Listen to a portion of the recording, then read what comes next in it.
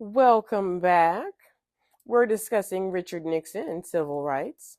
The last time we were together, we were discussing Richard Nixon and desegregating schools, what he did to accomplish the goals of Brown versus the Board of Education. Now, let's see if he was harmful or helpful to the civil rights movement in other ways. Nixon signed the Voting Rights Act of 1970, an extension of the Voting Rights Act of 1965. It expanded federal supervision of voting rights to all jurisdictions in which less than 50% of the minority population was registered to vote. It expanded the Voting Rights Act to northern states. Uh-huh. You didn't know that the Voting Rights Act of 1965 only applied to southern states. Yeah, it only applied to southern states. It didn't apply to northern states. So, there you go. Nixon signed the Equal Employment Opportunity Act of 1972, giving the Equal Employment Opportunity Commission greater power to enforce against workplace discrimination. It extended the jurisdiction of the EEOC to cover state and local governments, including educational institutions, empowered the EEOC to bring suit in federal courts, and prohibited sex discrimination in all levels of education. Between 1969 and 1972, the EEOC staff had increased from 359 to 1,640, and the budget from 13.2 million to 29 million.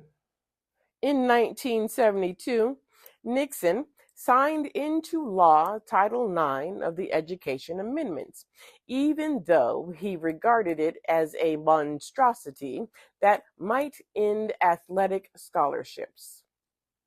Okay. The Education Amendments prohibit excluding people from participating in educational programs, denying people the benefits of educational programs, and subjecting people to discrimination in educational programs. There we go. It also prohibited sex-based harassment, including sexual violations and other forms of sexual violence. Nixon appointed women to more positions in the executive branch than all his predecessors, including high-level White House, agency, and commission posts. The Nixon administration counted Mexican Americans in the U.S. Census for the first time in history. I did not know that they were not being counted in the census. Had no idea. And now I feel some kind of way. I'm gonna try not to, but it's too late. I feel some kind of way. Yeah.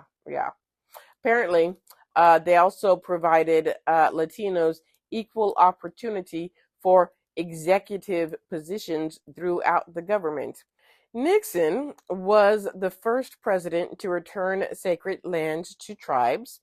He authorized the Alaska Native Claims Settlement Act, the first significant land return of 4.5 million acres to Alaska Native people, including a payment of $962.5 million.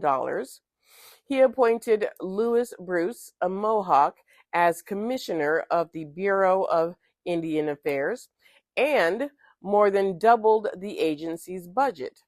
His administration produced the largest education reform to help Native people. Most importantly, Nixon pushed to end the government's so-called termination policy, which had worked to dismantle tribal governments and eliminate reservations. Instead, he promoted self-determination, giving power back to Native Americans to govern themselves. What did Nixon really do that was worth us getting Reagan and Trump when our schools, the ones that he managed to get desegregated, are no longer desegregated. It's a zero sum. And everything he did was for political reasons, self-serving political reasons. I don't know. I don't know how I feel about Nixon because I can't get over his use of the Southern strategy and the result of that decision. I can't get over that.